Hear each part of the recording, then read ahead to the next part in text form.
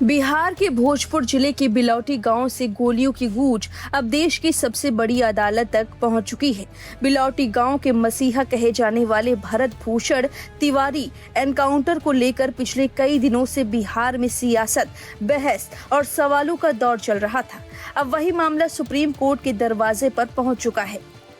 परिवार का आरोप है कि सरेंडर के बावजूद एनकाउंटर किया गया। इतना ही नहीं, प्राइवेट पार्ट पर गोली चलाई गई। साथ ही मुर्दा घर में अधमरे हालत में छोड़कर पुलिस भाग गई। अब ये मामला सुप्रीम कोर्ट जा पहुंचा है।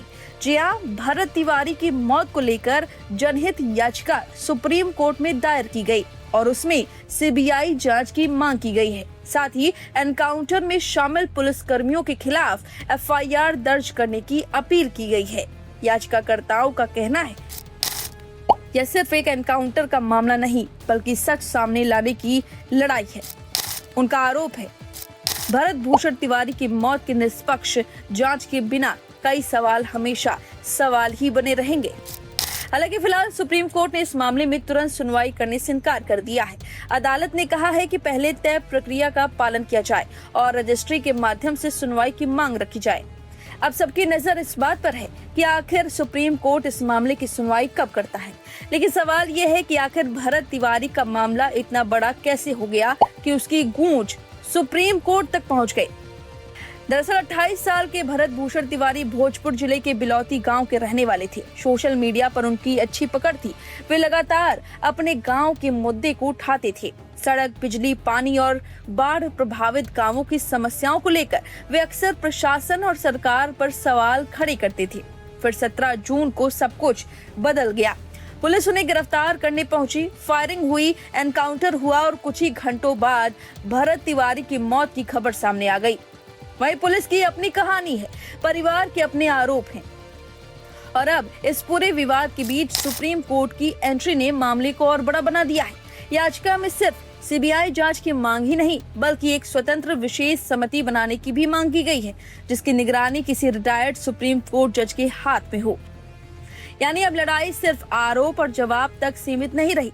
मामला अदालत की चौखट तक पहुंच चुका है और हर किसी की नजर इस बात पर है कि क्या भरत तिवारी केस में सुप्रीम कोर्ट कोई बड़ा कदम उठाएगा। फिलहाल बिहार से दिल्ली तक एक ही सवाल गूंज रहा है, क्या भरत तिवारी एनकाउंटर की सच्चाई सामने आएगी। अब जाते जाते देखिए भरत तिवारी मामले में क्या कुछ नया अपडेट। चलिए सबको दिखने दीजिए। हथियार इनको दे दिया गया। आज मैं आप सभी लोगों से अपनी अंतिम इच्छा प्रकट करने आया। मेरे इस शरीर को दान कर दिया जाए। इस पे सबसे प्राथमिकता हमारी देश की सेना, हमारे आन बान शान भारतीय सेना, इंडियन आर्मी को दान कर दिया जाए। दूसरे स्थान पर प्रशासन को, तीसरे स्थान पर पब्लिक को, उसमें भी जो गरीब लोग हैं, असहाय हैं, मजबूर हैं। सुना, जिंदा रहते हुए देह दान करने की बात करने वाले ये हैं भरत तिवारी, जिनके एनकाउंटर से पूरा गांव मानो गुस्से के सैलाब में डूब गया हो। क्योंकि गांव वालों की माने तो ये किसी मसीहा से कम न थे। आमतौर पर एनकाउंटर करने पर पुलिस की वाहवाही होती है, लेकिन भरत तिवारी के एनकाउंटर पर बिहार पुलिस सवालों की बौछार झेल रही है। अब भरत तिवारी का एक और वीडियो सामने आया है जो कि एनकाउंटर से पहले का बताया जा रहा है। वीडियो हम दिखा नहीं सकते, लेकिन पूरी बात आपको बताएंगे कि भरत तिवारी आखिर कौन सी बात छिपा रहे थे, क्या जानते थे, जिसके बाद उनके एनकाउंटर की खबर सामने आती है और सवाल खड़े हो जाते हैं। वीडियो में भरत बेहद शांत अंदाज में अपनी आखिरी इच्छा बताते हैं, लेकिन जैसे जैसे वीडियो आगे बढ़ता है कहानी किसी फिल्मी थ्रिलर की तरह रहस्यमयी होती चली जाती है। भरत कहते हैं कि अगर उनकी मौत हो जाए तो सबसे पहले उनके शरीर को भारतीय सेना को दान किया जाए। अगर ऐसा संभव न हो तो उनका शरीर गरीब और जरूरतमंद लोगों को काम आना चाहिए। उनकी ये बात सुनकर शायद कोई भावुक हो जाए, लेकिन इसके बाद जो बात वो कहते हैं वही पूरे मामले का सबसे बड़ा रहस्य बन गई है। भरत कैमरे की तरफ देखते हुए कहते हैं कि उनके जाने के बाद उनका मोबाइल फोन किसी भी हालत में उनके माता पिता के अलावा किसी और के हाथ में नहीं जाना चाहिए। सवाल क्यों? यही सवाल सबके मन में है।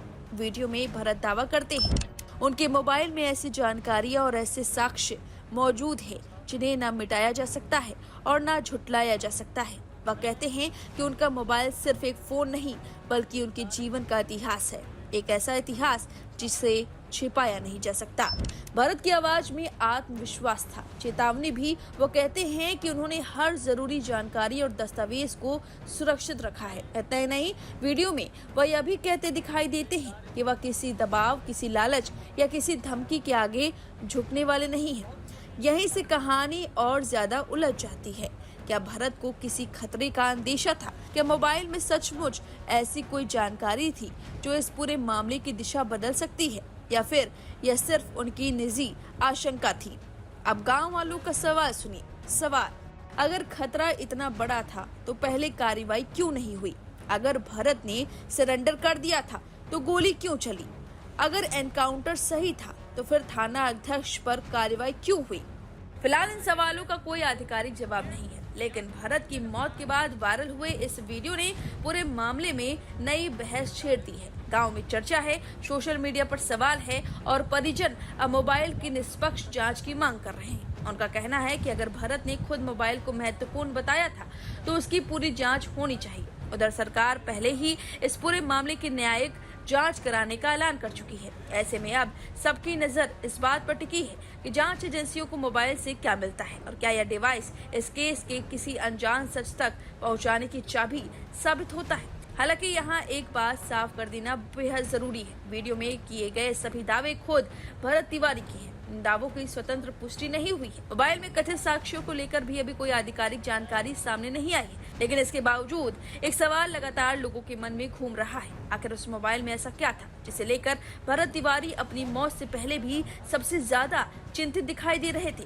क्या वो फोन इस कहानी का सबसे बड़ा राज छिपाए बैठा है, या फिर यह रहस्य भी भरत तिवारी के साथ हमेशा के लिए दफन हो जाएगा? इस सवाल का जवाब अब न्यायिक जांच ही दे पाएगी। फिलहाल इस खबर पर आपकी जो भी राय है कमेंट करके जरूर बताएं। बने रहिए लाइव हिंदुस्तान के साथ। देख रहा है यहीं से, तो चलिए हथियार रख दिया जाता है, लीजिए।